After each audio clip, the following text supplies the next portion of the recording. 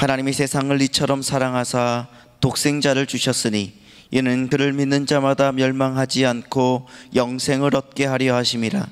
하나님이 그 아들을 세상에 보내신 것은 세상을 심판하려 하심이 아니요 그로 말미암아 세상이 구원을 받게 하려 하심이라. 그를 믿는 자는 심판을 받지 아니하는 것이요 믿지 아니하는 자는 하나님의 독생자의 이름을 믿지 아니하므로 벌써 심판을 받은 것이니라. 그 정죄는 이것이니 곧 빛이 세상에 왔으되 사람들이 자기 행위가 악함으로 빛보다 어둠을 더 사랑한 것이니라. 악을 행하는 자마다 빛을 미워하여 빛으로 오지 아니하나니 이는 그 행위가 드러날까 함이요 진리를 따르는 자는 빛으로 오나니 이는 그 행위가 하나님 안에서 행한 것임을 나타내려 함이라 하시니라. 아멘. 네, 비가 오는데 여러분들 교회 오느라고 쉬운 일이 아니셨죠? 그런데 또 우리 할렐루야 찬양대가 마스크를 쓰고 찬양하는데도 그 아름다운 찬양의 소리가 이렇게 들려지니까 우리 마음속에는 은혜가 되고 듣는 우리는 마음이 활짝 열어지고 하나님께는 영광이고 설교하는 저에게는 힘이 되고, 우리 레마 경찬님도 그냥 하나님의 자녀라, 우리는 하나님의 자녀라 라고 하는 그 가사에 참 많은 은혜를 받습니다. 하늘비전교회는요 한순간순간마다 하나님이 우리에게 베풀어 주신 그 사랑의 그 흔적들이 늘 있습니다. 저는 수요 예배를 통해서요 지금 계속해서 하나님의 마음이 어떤가, 하나님이 우리를 향하신 마음이 어떤가 라고 하는 주제를 가지고 제가 3개월 동안 계속해서 이렇게 말씀을 드리고 있습니다. 그래서 오늘 요한복음 3장 16절 이하의 말씀을 통해서 하나님이 세상을 이처럼 사랑하사 라고 하는 제목으로 은혜를 나누려고 합니다. 우리 옆에 분들에게 하나님이 얼마나 사랑하지 모릅니다. 하나님이 당신을 얼마나 사랑할지 모릅니다. 정말 알고 계십니까? 시작. 이만 먼저 하지 마시고, 네, 하나님이 여러분들을 얼마나 사랑하는지. 네, 정말 하나님은 사랑이십니다. 아멘이십니까? 하나님이 사랑이시기 때문에 저 같은 이 못난 죄인도 하나님이 여기까지 지켜주시고 인도해 주셔서 제가 이렇게 여러분들 앞에서 말씀을 전할 수 있는 그런 목사가 된 것도 하나님 사랑 아니면 일어날 수 있는 일이 아닙니다. 요한복음 3장 16절 말씀은 하나님 말씀 가운데, 수많은 하나님의 말씀 가운데 복음 중에 가장 귀한 복음이 바로 요한복음 3장 16절인 줄로 믿습니다. 성경 66권을 요약한다면 요한복음 3장 16절로 요약할 수 있어요. 하나님이 세상을 이처럼 사랑하사 독생자를 주셨으니 이는 그를 믿는 자마다 멸망치 않고 영생을 얻게 하려 하심이라. 성경을 다 이것저것 다 빼고 너무 무거워가지고요 성경을 더 이상 들고 갈 수 없으니까 어떤 말씀을 하나 들고 가야 되나 라고 할 때 여러분들 다 무거운 건 다 내려놓고 딱 한 구절만 가져가야 된다 그러면 저는 요한복음 3장 16절을 택할 것입니다.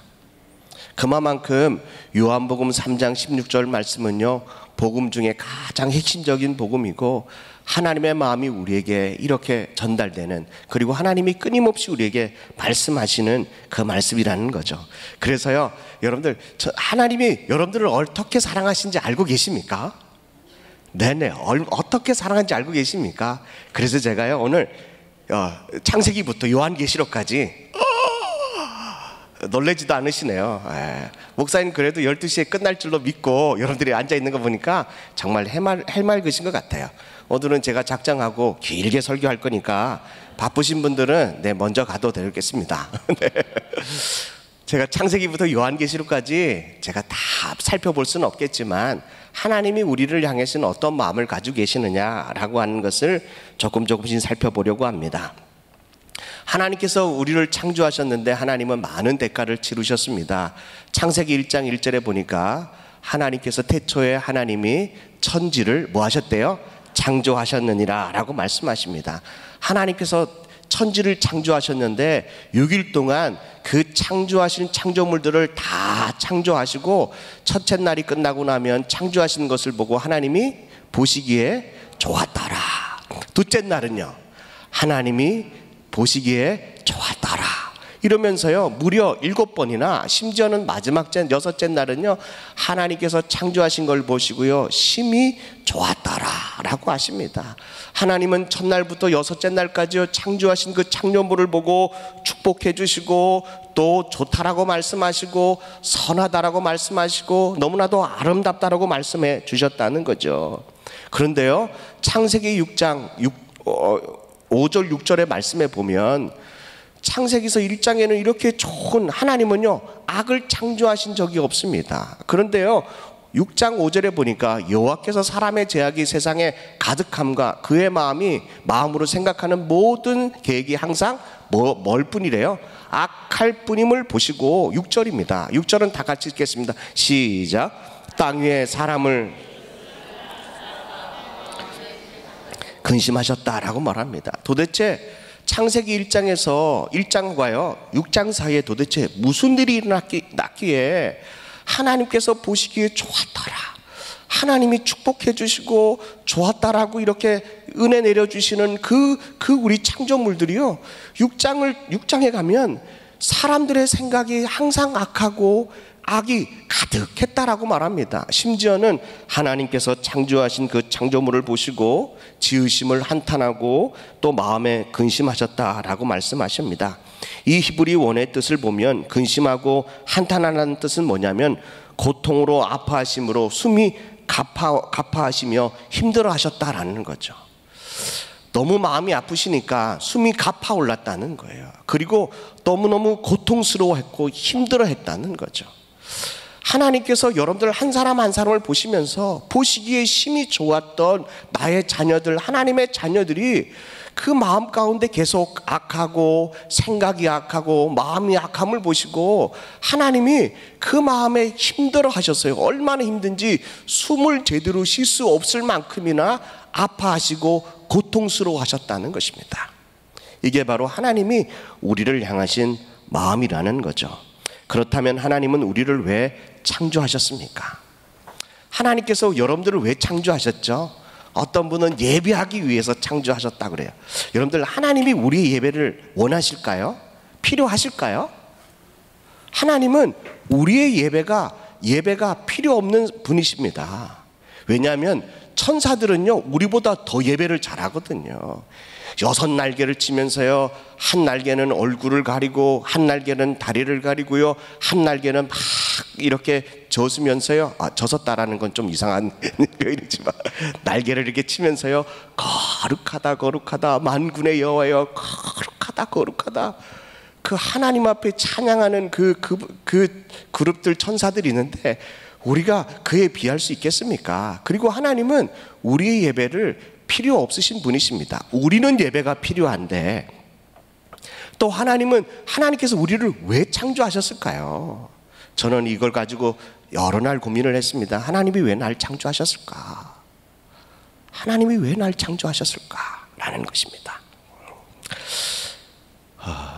답은 간단합니다. 하나님은 우리를 창조하시고 창조하신 우리들에게 하나님의 사랑을 주시기 위해서 창조하셨다는 거예요. 하나님은 사랑이시다라고 하시는 건데 그 사랑의 하나님께서요 우리를 창조하시고 난 이후에 우리에게 엄청난 사랑을 부어주셨다는 거죠. 제가 이렇게 결혼하기 전에 참 아내를 사랑했지, 지금도 사랑하지만 오해하면 안 됩니다. 그때는 그냥 사랑하니까요 둘만 있으면 만족했어요. 생소하십니까? 처음 듣는 느낌이세요? 네네. 그래서요 살 집도 그리고 가구도 뭐도 아무것도 필요 없었습니다. 그냥 부모님이 결혼만 허락해주면 그걸로 만족했어요.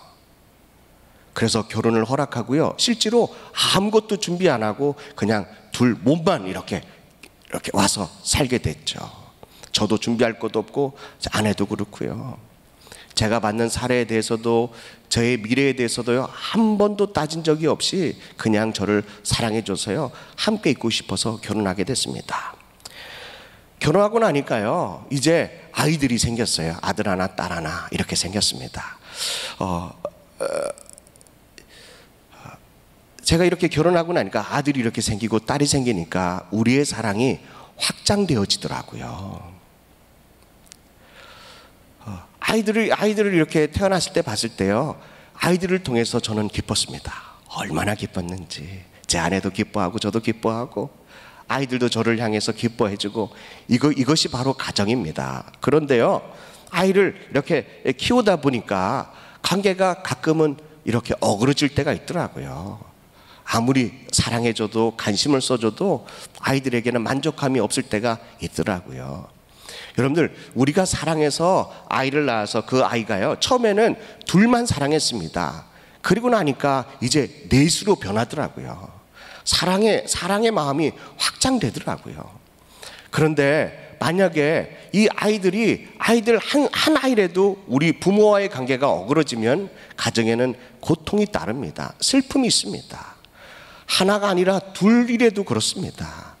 한 사람이라도 관계가 어그러지면은 가족은요, 그때부터 슬프고 고통이 있고 그렇다는 거죠. 그럼에도 불구하고 저희는 결정했어요. 저희 부부는 결정했습니다. 여보, 아이가 어떻든지 간에 우리는 아이를 무조건 사랑하기로 결정했어요. 그리고 아이를 낳고 아이를 기르고 함께 삽니다. 저는 하나님 아버지도, 하나님도 그런 거 아닌가라는 생각이 들어요. 하나님은 삼위일체입니다. 성부 하나님, 성자 예수님, 성령 하나님, 이 삼위일체 하나님께서 얼마나 그 사랑의 관계가 돈독했는지 뜻도 하나고요, 말도 하나고 생각도 하나고 그에 향하신 그 모든 사역들도 다 하나였다는 거죠. 그렇게 깊은 사랑인데 하나님께서요, 그 삼위일체 하나님의 그 사랑이 우리를 창조하시고 난 이후에 우리의 그 하나님의 그 삼위일체의 그 사랑을 우리를 향하여 사랑을 확장시켜 주셨다는 거예요. 아멘이십니까? 하나님의 창조의 목적은 바로 그거라는 거죠. 그래서 하나님이 아담과 하와를 창조하시고요, 그들 예배하도록 만들었나요? 새벽 예배 해야 된다, 그리고 주일은 주일 지켜야 된다, 그리고 수예배 드려야 된다, 금요철 해야 된다, 또 셀 예배 드려야 된다. 하나님께서 아담을 창조하시고 매일 예배 드리라고 말했나요? 그렇지 않았거든요. 하나님은 아담과 하와를 창조하시고요, 함께 에덴 동산을 거닐었어요. 그리고 대화했다는 거죠. 하나님이 우리를 창조하신 목적이 바로 그거라는 겁니다. 하나님이 우리와 함께 하는 것, 우리가 하나님과 함께 하는 것, 함께 거니는 것, 함께 걷는 것, 이거라는 거죠. 그래서 아담과 하와를 창조하시고요, 아담과 하와가 하나님과의 관계가 영원하도록 그렇게 원했다는 거죠. 그런데 그 결과는 어떻게 됐죠? 아담과 하와가 하나님 앞에 말씀에 불순종함으로 그 관계가 다 깨져 버렸다는 것입니다. 그런 관계 가운데 하나님은 여전히 하나님과 마음이 합한 사람, 하나님과 동행할 사람을 택하는데, 아담과 하와에게서요 가인과 아벨이 났는데 하나님은 아벨을 선택하셨다는 거죠. 그 예배를 하나님이 받으시고 가인의 예배는 받지 않았다는 겁니다. 그러나 아벨은요, 가인에 의해서 돌에 맞아서 들에서 죽습니다. 아담과 하와로부터 하나님 앞에 불순종하기 시작하고 아담은 하나님의 마음 합한 이 아벨을 낳게 됩니다. 그러나 아벨은 또 죽게 되죠. 그리고 아벨 대신에 하나님이 셋을 주십니다. 그 셋을 통하여 에노스를 낳는데, 에노스를 통해서요 하나님의 이름을 부르기 시작합니다. 창세기서 4장 26절 말씀입니다. 창세기서 4장 26절의 말씀, 다 잘 아는 말씀인데 우리 한번 읽어보겠습니다. 시작. 셋도 아들을 낳고 그의 이름을 에노스로 하였으니 여호와 이름을 불렀더라. 여러분들, 에노스를 통하여 많은 사람들이 하나님과 다시 그 관계가 회복되는, 하나님의 이름을 부르는 그런 관계로 변화됐다는 것이죠. 저는 우리 하늘비전교회 여러분들 한 분 한 분이 이런 에노스와 같은 역할을 할 수 있기를 주님의 이름으로 간절히 축복합니다. 네, 에노스는요 누구를 낳냐면 에녹을 낳습니다. 에녹에 대해서 잘 알지 못합니다. 그러나 성경은 에녹을 향해서요 하나님과 동행하였더라라고 말씀하십니다. 동행했다는 말은 하나님과 함께 걸어 다녔다는 거죠. 어느 날은 하나님과 에녹이 막 걷고 있는데 하나님이 너무 좋으니까, 에녹하고 걷는 게 너무 좋으니까요, 그냥 하나님이 그냥 하나님 집으로 데려가 버렸어요. 에녹의 집으로 보내는 게 아니고요, 하나님이 그냥 에녹을 하나님의 집으로 데려가 버렸다니까요. 그래서 죽음을 보지 않는 성경 가운데 두 분 중에 한 사람이 바로 에녹이라는 것입니다. 에녹은 무드셀라를 낳습니다. 무드셀라는 뭘로 유명한 줄 아세요? 무드셀라는요, 모든 사람들보다 가장 오래 살았어요. 성경에 보니까 창세기 5장 27절에 보니까요, 그는 무드셀라는 969세를 살았대요. 대단하지 않습니까? 969세를 살았대요. 노아의 할아버지가 바로 무드셀라입니다. 이것이 바로 무드셀라임의 뜻은요, 그가 죽기 전에는 일어나지 않는다, 일어나지 아니하리라 라고 하는 뜻입니다. 무드셀라가 뭐가 도대체 안 일어나냐 라고 하는 거죠. 무드셀라가 죽던 해에 노아가 600세가 되는 해인데요, 그때 이 땅에 대홍수가 일어납니다. 무드셀라가 살아있는 동안에 모든 사람들이 하나님께 돌아왔으면 좋겠는데, 무드셀라가 사는 동안에 노아와 가족 외에는 돌아오는 사람이 한 사람도 없었거든요. 하나님은 계속 찾아다니시는 거예요. 무드셀라가 1년째 하나님은 찾으십니다. 10년째 하나님이 찾으십니다. 100년째 하나님이 찾으신다는 거죠. 하나님이 찾고 찾다가 969년 동안을 찾아다녔다는 거예요. 어떤 사람요?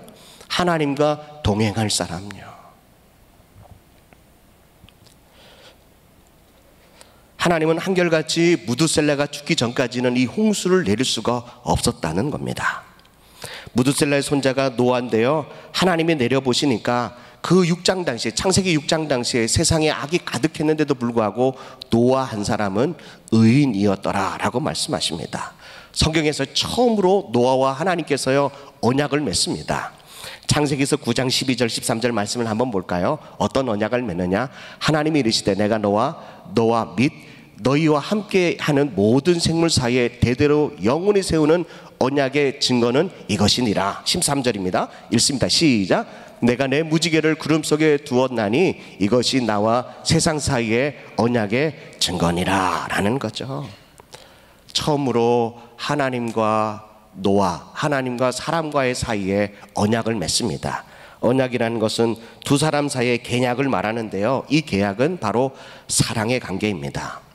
사랑의 관계라는 얘기는 하나님이 하실 일이 있고 내가 할 일이 따로 있다는 거죠. 하나님이 하실 일은 뭐냐면 하나님이 나의 하나님이 되어주시겠다라는 거죠. 우리가 해야 될 일은 우리는 그분의 백성이 되는 거라는 거죠.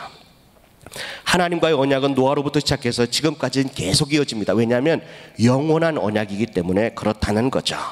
마치 사랑의, 결혼의 서약식과 마찬가지라는 거죠. 만약에 결혼하면 나는 그분 하나님, 그 아내 남편 한 번만 바라본다 라고 하는 그 결혼의 언약식처럼 우리도 하나님과 우리와의 그 언약을 했는데요, 우리가 예수 그리스도를 그 한 분만, 하나님 한 분만으로 만족하는 그 삶, 이것을 우리가 바로 영원한 언약식을 한 줄로 믿습니다. 구약에는 희생제사를 통해서, 신약에는 예수 그리스도의 희생을 통해서 하나님은 그 영원한 언약을 계속 유지하고 계시다는 것입니다. 하나님은 아브람을 만나시고 아브람이 99세 때에 영원한 언약을 다시 말씀하십니다. 창세기서 17장에 하나님이 또 아브람에게도 영원한 언약을 말씀하십니다.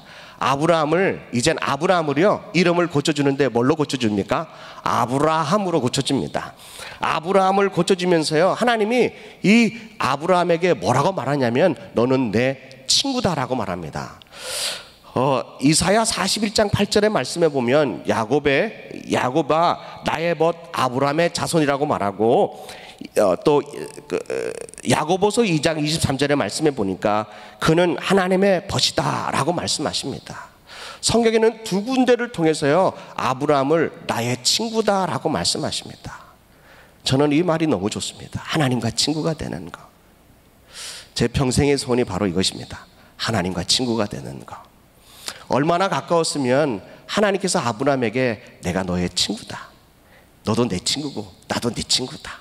그러니까 하나님께서요 아브라함에게 내가 너에게 무엇을 숨기겠느냐라고 말씀하십니다. 친구 사이에는 숨기는 게 없어요. 다 말하는 것처럼. 얼마나 친근한 관계입니까? 저도 평생의 기도 제목이 하나님과 친구처럼 그렇게 친밀한 관계를 갖는 것이 저의 평생의 기도 제목이고 관심사입니다. 이삭과 야곱과 요셉이 나옵니다. 하나님의 마음에 있는, 하나님의 마음이 들어있는, 하나님을 향하는 그런 족보들이 쭉 나옵니다. 이제 다 일일이 할 수 없지만 이제 모세까지 오게 됩니다. 출애굽기 33장 11절 말씀을 한번 볼까요? 출애굽기 33장 11절 말씀 읽겠습니다. 시작. 사람이 자기의 친구와 이야기함 같이 여호와께서는 모세와 대면하여 말씀하시며 라는 거죠. 여러분들, 하나님이 모세를 어떻게 대면한대요? 친구처럼. 사람의 얼굴과 사람의 얼굴을 대하는 친구처럼 하나님이 모세를 그렇게 이야기한다는 거죠. 그렇게 그런 친밀한 관계를 가지고 있다는 것입니다. 모세는 구약에 나오는 첫 번째 선지자라고 할 수 있습니다. 선지자는 미래만 예언하는 것이 아니라 그 다른 사람의 말을 대신하는 사람, 다시 말하면 모세는요, 하나님의 말씀을 대신하는 사람, 대언자라고 할 수 있습니다.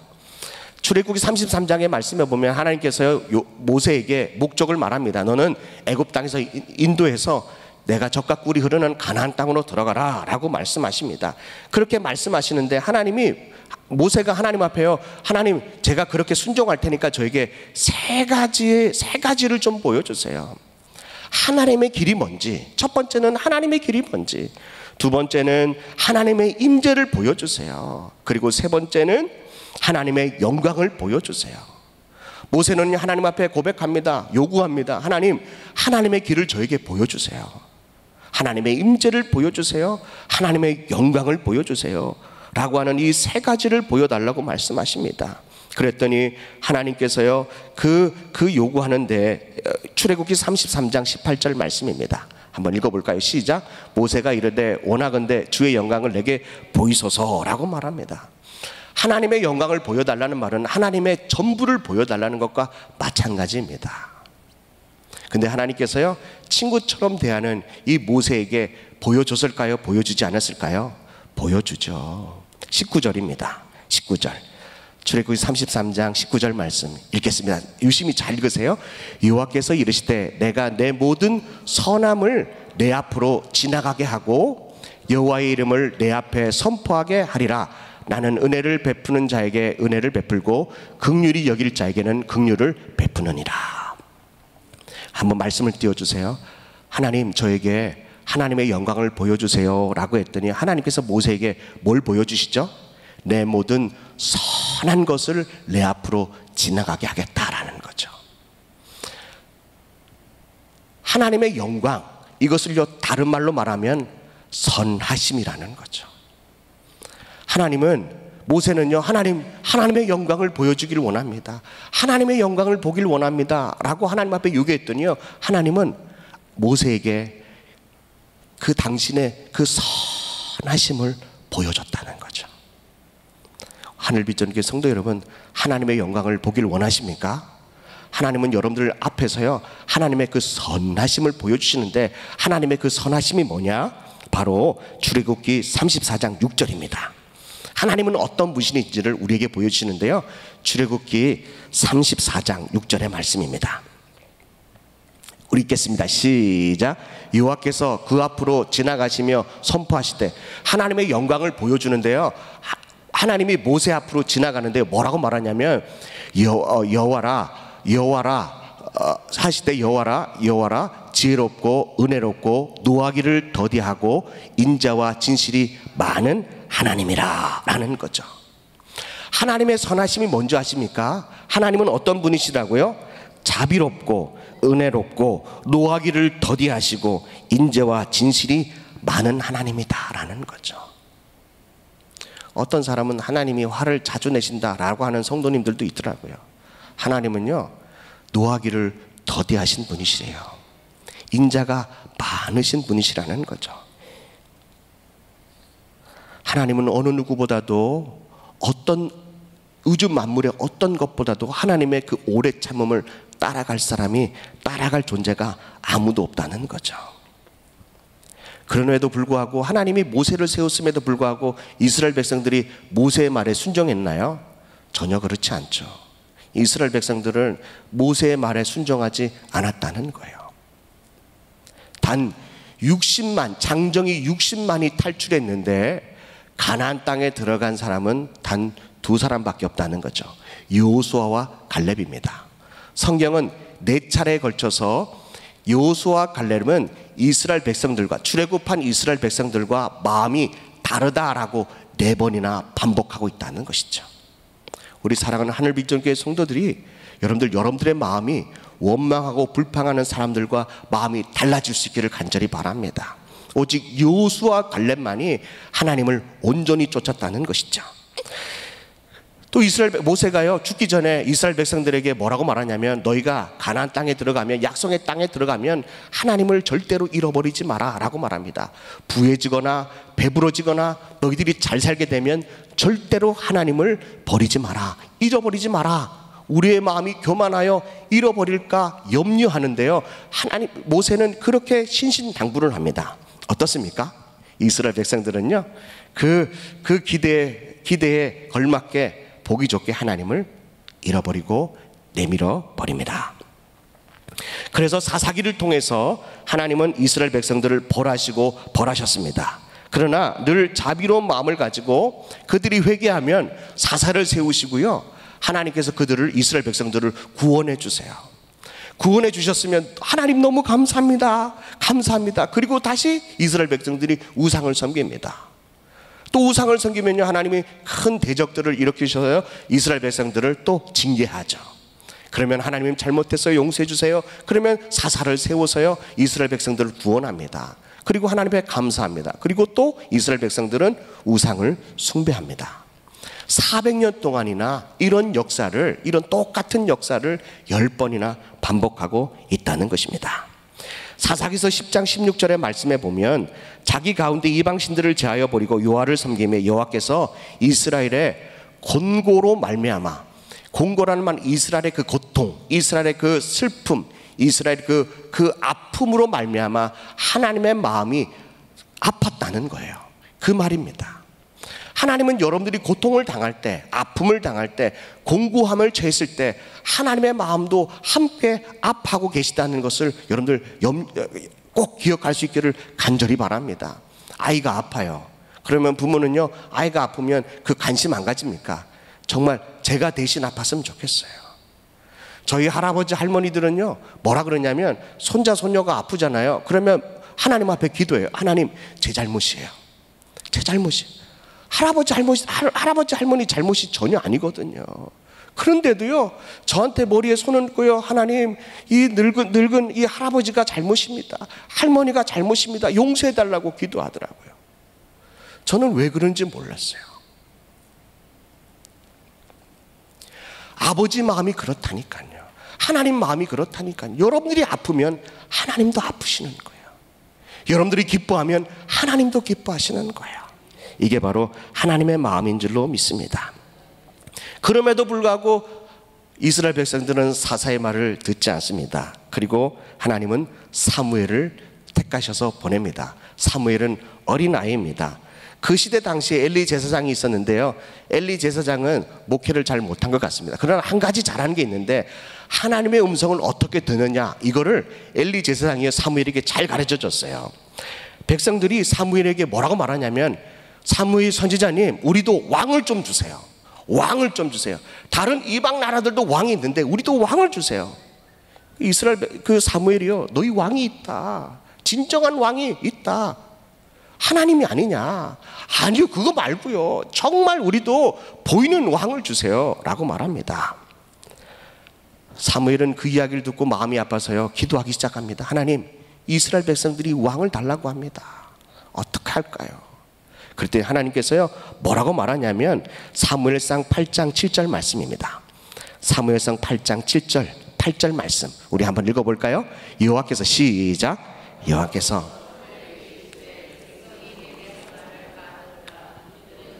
너희를 버림이 아니요 나를 버려, 하나님을 버려 자기 왕이 못되게 함이니라 라는 거죠.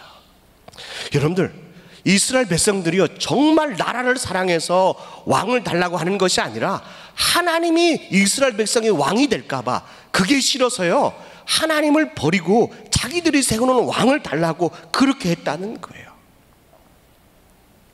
또 말씀을 볼까요? 8절입니다. 8절 시작.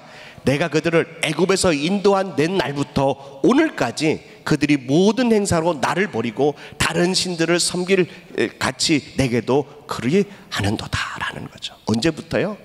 애굽에서 끌어온 옛날부터 지금까지 이스라엘 백성들을 누구를 버렸어요? 하나님을 버렸다는 거예요. 하나님은 거절감을 아실까요? 거절감의 그 아픔을 아실까요?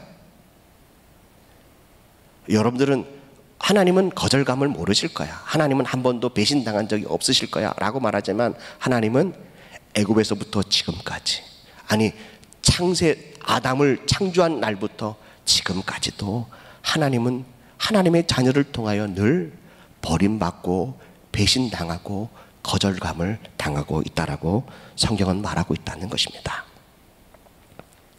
사랑하는 성도 여러분, 하나님께서는요 우리의 왕이 되고 싶어 해요.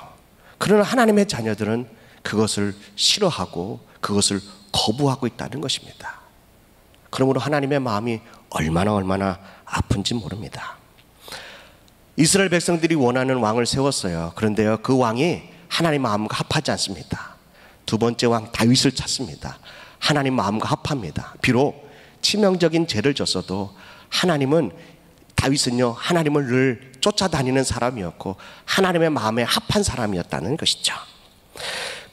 구약을 쭉 지나서요 하나님은 계속해서 이스라엘 백성들을 향하여 선지자들을 계속 보내주십니다. 구약에 나온 선지자를 보면요 우리가 이해할 수 없는 여러 가지 일들을, 행동들을 하게 됩니다. 선지자를 보면요 하나님은 금방 분내하시고요 금방 멸망할 것처럼 보여요. 막 40일 후에 내가 다 쓸어버리겠다, 다 죽여버리겠다, 하나도 남김없이 다 죽이겠다라고 경고하십니다. 하나님은 왜 굳이 40일의 여유를 두고 그렇게 말씀하실까요? 저 같으면 그냥 오늘 그냥 끝내야겠다 하면 그냥 그 말없이 그냥 이렇게 하는데 하나님은 꼭 40일 후에 하겠다라고 하는 거예요. 그 구약에 나오는 선지자가 바로 요나 선지자입니다. 요나는요 본인은 그렇게 하고 싶은 억지로 한 케이스입니다. 네, 그래서 다른 곳으로 다시스로 가려고 그러다가 하나님께서 독특한 방법으로 니느웨로 억지로 보내거든요.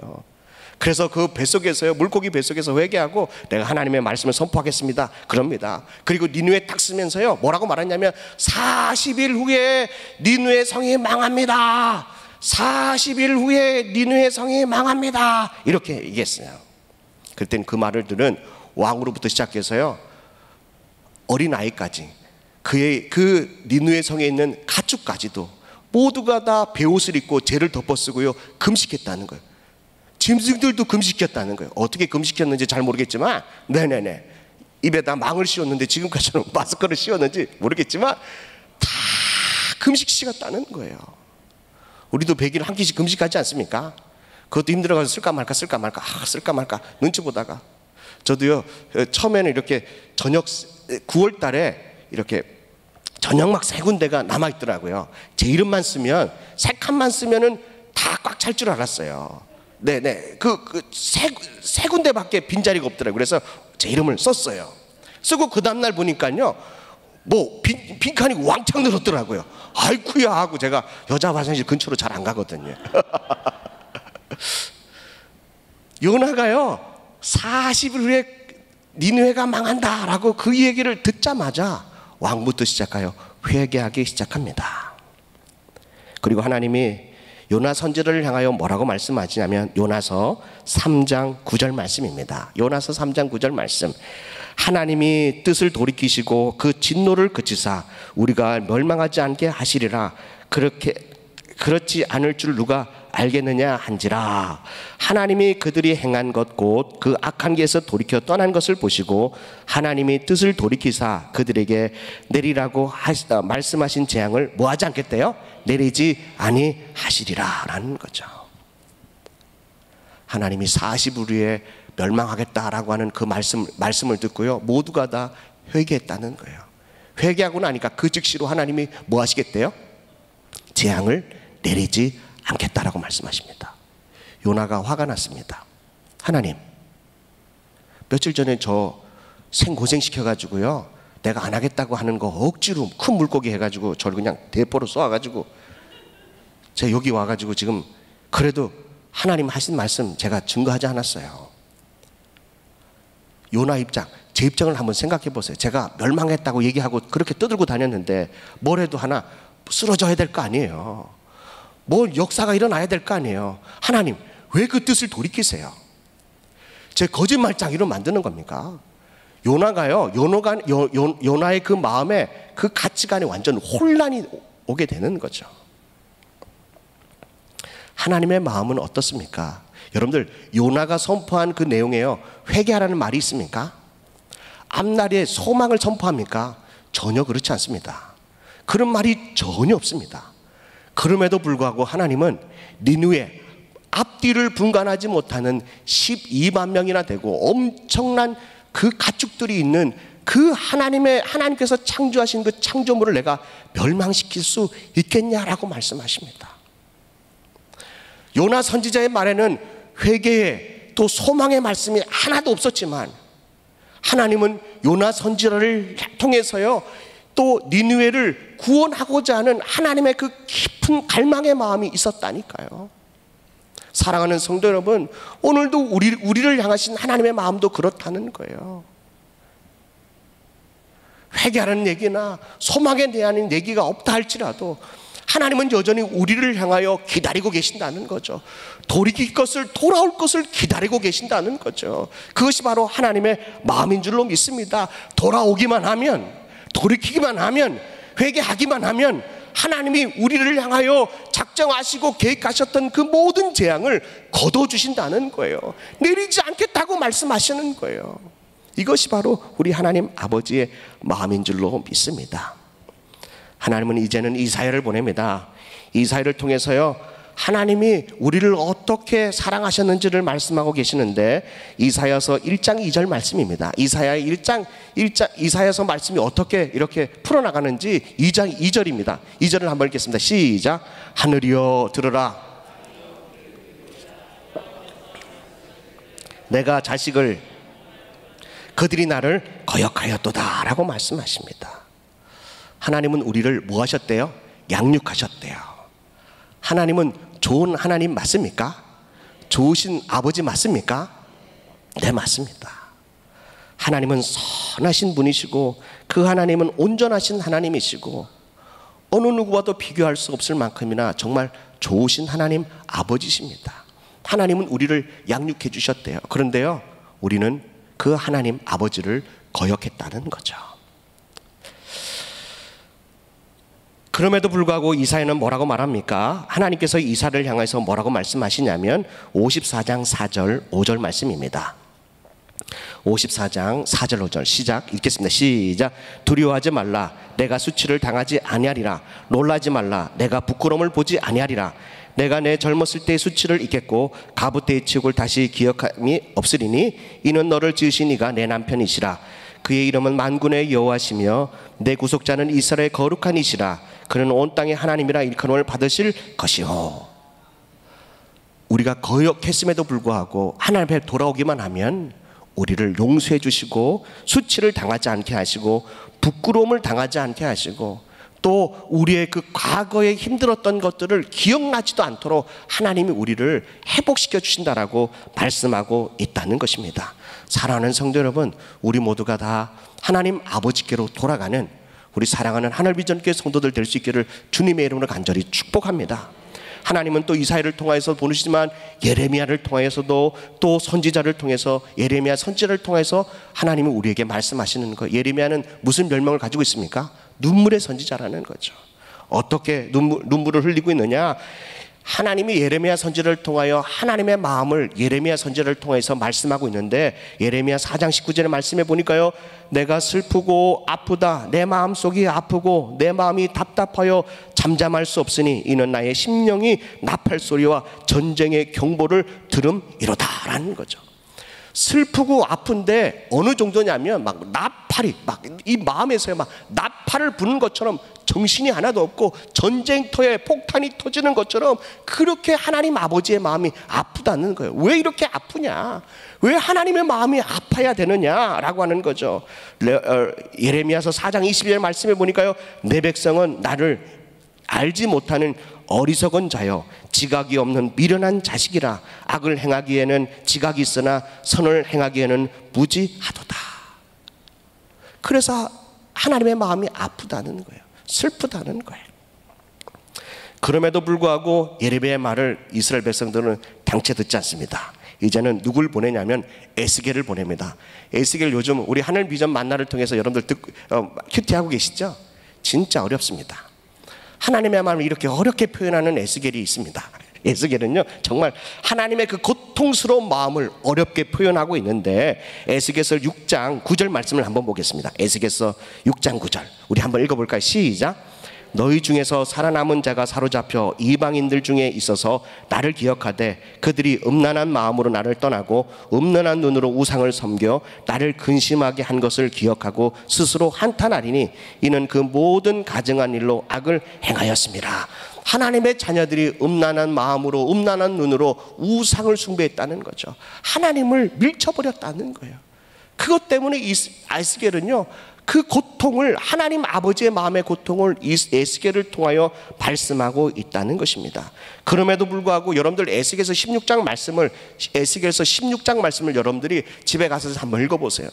정말 하나님, 우리 그 하나님을 떠난 이스라엘 백성들이 어떻게 처절한 인생을 사느냐, 이것을 너무너무 자세하고 너무너무 이렇게 리얼하게 말씀하시는 게 에스겔서 16장입니다. 아마 16장 말씀을요 큰 소리 읽으면 읽는 우리가 민망하고 듣는 우리도 민망해서요 눈을 들 수 없을 만큼이나 그렇게 처절한 그 표현들을 하나하나 하고 있다는 것입니다. 하나님은 또 호세아를 보냅니다. 음란한 아내를 취하게 해서요 그래서 가정을 기르게 한다는 거죠. 이 호세아는요 복음서와, 구약의 복음서와 같습니다. 죄 많은 우리, 음란했던 우상 숭배했던 우리를 하나님이 우리를 다시 아내 삼아 주신다라고 하는 그 말씀을 호세아의 이 가정의 삶을 통해 우리에게 가르쳐주고 있다는 거죠. 고멜이 어떡합니까? 살다가요 도망갑니다. 호세아가 그 아내를 찾으려고 많은 돈을 가지고 다시 그 아내를 사서 데리고 옵니다. 그의 자녀들을 길러줍니다. 이것이 바로 우리의 모습이라는 거죠. 호세아의 그 삶이 하나님 아버지의 마음이라는 거죠. 우리가 도망가면, 탕자처럼 가면 하나님이 우리를 다시 예수 그리스도의 그 핏값으로 사서 우리를 다시 돌아와서 하나님의 자녀로, 하나님의 신부로 우리를 그 자리에 앉혀주시고 치장해 주시고 우리를 또 입혀주시고 먹여주시고 아름답게 해주시는데요, 또 우리가 살만하면 또 뛰쳐나가서요 그렇다고 하는 거죠. 이것이 바로 우리들의 모습이라는 겁니다. 마지막 말라기 선지자를 보내면서요 말라기서 1장 2절 말씀을 한번 보겠습니다. 말라기서 1장 2절 말씀 읽겠습니다. 시작. 여호와께서 하나 주께서 어떻게 우리를 사랑하셨나이까 하는도다. 나 여호와가 말하노라. 에서는 야곱의 형이 아니냐. 그러나 내가 야곱을 사랑하였고. 여러분들 한번 보세요. 하나님께서요 이스라엘 백성들에게 뭐라고 말합니까? 내가 너희를 정말 사랑했다. 이스라엘 백성들을 향해서요 하나님이 내가 너희를 사랑했다. 이스라엘 백성들이 뭐라고 바락바락 대든지 아세요? 하나님이 우리를 언제 사랑하셨어요? 하나님이 우리를 어떻게 사랑하셨어요? 사랑한 적이 있으십니까? 라고 말합니다. 하나님이 우리를 얼마나 사랑하는지 아십니까? 하나님이 여러분들 한 분 한 분을 얼마나 사랑하는지 아십니까? 그래서 하나님이요 말라기 선지자를 통해서 내가 너희를 사랑하는 거 아니냐, 이스라엘 백성들은 여전히 하나님이 우리를 어떻게 사랑하셨습니까? 라고 하는 그 말씀에 하나님은 이 땅에 독생자 예수 그리스도를 보내주셨다는 거예요. 예수님을 이 땅에 보내주셔서요 우리의 거역한 죄를 담당하시고 십자가에 죽으셨습니다. 예수님이 이 땅에 오신 것은 우리의 죄를 담당하기 위해서 이 땅에 오신 것 맞지만 그것 때문에 오신 것이 아니라 예수님이 이 땅에 오시면서요 예수님의 한 가지를 우리에게 보여주고 싶은 게 있다는 거죠. 그것은 바로 하나님 아버지의 사랑이라는 거예요. 하나님이 얼마나 우리를 사랑하는지, 하나님이 세상을 이처럼 사랑하셔서 독생자를 보내주셨다는 거예요. 하나님이 사랑하셨어요. 하나님이 우리를 너무너무 사랑하셔서 독생자를 보내주셨다는 거예요. 많은 선지자를 보내주고요, 많은 일들을 우리에게 했음에도 불구하고 이스라엘 백성들은 그 한 사람 한 사람의 그 선지자의 말을 듣지 않습니다. 다 자기 좋은 대로 삽니다. 우상 숭배합니다. 하나님이 그럼에도 불구하고 독생자 예수를 이 땅에 보내주셨습니다.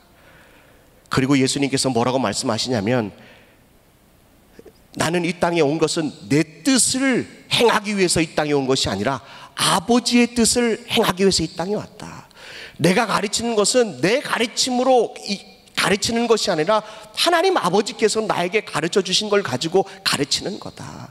내가 일으키는 이 기적은 내가 일으키는 것이 아니라 하나님께서 힘주셔서 일으키는 기적이다라고 말씀하시면서요, 요한복음은 계속해서 예수님께서 그 말씀을 계속 반복하여 말씀하고 있다는 것입니다. 여러분, 예수님이 이 땅에 오신 이유가 뭔지 아십니까? 첫 번째 아담을 하나님이 창조하셨습니다. 그리고 하나님과 에덴 동산에서 거닐고자 창조하셨습니다. 그런데요, 첫 번째 아담은 하나님을 거역했습니다. 두 번째 아담인 예수님이 이 땅에 오셔서요, 하나님과 이 두 번째 아담이 어떻게 이 땅에서 사는지를 보여주셨다니까요. 예수님은 그것을 보여주기 위해서 하나님이 이 땅에 오셔서, 예수님은 이 땅에 오셔서요, 주님의 뜻을 행한 줄로 믿습니다. 예수님은 우리의 그 고통을 그 십자가를 통해서 다 감당하셨습니다. 십자가를 지시면요, 십자가를 지면 그 형벌은 2일, 그리고 오래 살면 6일이나 7일 정도 살 수 있다고 합니다. 그런데 예수님은 6시간 만에 돌아가십니다. 그 고통, 십자가의 고통이 아픈 것이 아니라, 죽음의 고통이 두려운 것이 아니라, 하나님은 이 땅에 오셔서 제자들에게 처음부터 계속 말씀하십니다. 나는 죽어야 한다, 나는 죽어야 한다 라고 하는 그 말씀을 하셨습니다. 주님께서 그 고통, 하나님 아버지의 그 마음, 이스라엘 백성들을 향한 하나님을 거절했던 이스라엘 백성들 한 사람 한 사람 얼굴을 보면서 그 아파하는 그 마음, 극도의 고통, 극도의 그 아픔이요, 폐에 물이 차게 하고, 그 물이 찬 폐가요, 심장을 누르면서요, 심장마비로 죽었다라고 하는 그런 이야기가 있더라고요. 그래서 다른 사람들보다 6시간 일찍 목숨을 죽은 그 이야기를 하더라고요. 사랑하는 성도 여러분, 저와 여러분들의 삶 가운데 하나님과 나와의 그 친밀함을 잃어버리지 않기를 주님의 이름으로 간절히 축복합니다. 하나님께서요, 요한계시록을 통하여 마지막 한 절을 보고 마치도록 하겠습니다. 요한계시록 21장 3절 4절의 말씀입니다. 요한계시록 21장 3절 4절 시작. 보좌에 큰 음성이 나서 이르되, 보라, 하나님의 장막이 사람들과 함께 있음에 하나님이 그들과 함께 계시리니 그들은 백성이 되고 하나님은 친히 그들과 함께 계셔서. 여러분들, 오늘 하나님은 뭐 하고 싶어 하세요? 우리의 하나님이 되고 싶어 하세요. 하나님은 우리의 아버지가 되고 싶어 하세요. 우리는요, 그분의 백성이 되고 그분의 자녀가 되고 싶어 하는 거예요. 하나님은 마지막 새하늘과 새 땅에서요, 하나님이 하고자 싶은 일은 뭐냐면, 이 땅을 새롭게 변화시키는 것이 아니고 이 땅을 살기 좋은 곳으로 하는 것이 아니라, 진정한 하나님이 나의 하나님이 되는 거예요. 우리 하나님이 되는 거예요. 우리는 그분의 백성이 되는 거라는 거죠. 그러면 어떤 일이 일어나느냐? 21장 요한계시 1장 4절입니다. 시작. 모든 눈물을 그 눈에서 닦아주시니 다시는 사망이 없고 애통하는 것이나 곡하는 것이나 아픈 것이 다시 있지 아니하리니 처음 것들은 다 지나갔습니다. 아멘. 사랑하는 성도 여러분, 오늘 우리 삶 가운데 눈물이 있고 고통이 있고 아픔이 있다 할지라도, 여러분들, 우리가 하나님이 나의 하나님이 되면 하나님이 우리의 눈물을 닦아주실 줄로 믿습니다. 새하늘과 새 땅이 되면 하나님이 다시는 울 날이 없고 고통이 없고 헤어짐도 없고 죽음이 없는 하나님은 그걸 만들고 싶어 하시는 거예요. 하나님이 그걸 우리에게 주시고 싶어 하시는 거예요. 영원히 우리와 주님과 함께 동행하는 삶, 함께 걸어가는 그 삶, 하나님은 그 삶을 우리에게 원하고 계시다는 것입니다. 오늘 이 시간 우리 하나님 앞에 한번 기도할까요? 하나님, 우리도 주님과 동행하는 삶, 하나님을 아버지라고 부르는 그 삶, 하나님과 함께 이렇게 거니는 그 삶, 하나님과 친구처럼 대하는 그 삶, 하나님의 그 선함을 날마다 하나님 앞에 간증하고 찬양하는 그 삶 되게 해달라고 우리 이 시간 예수를 한번 3번 부르고 우리 통성으로 기도할 텐데, 하나님 나를 얼마나 사랑하는지, 하나님이 나를 얼마나 사랑하시는지를 오늘 이 기도를 통해서, 예배를 통해서 우리 주님 앞에 고백하는 시간도 갖겠습니다. 우리 예수를 한번 3번 부르고 말씀을 생각하며 통성으로 기도하겠습니다.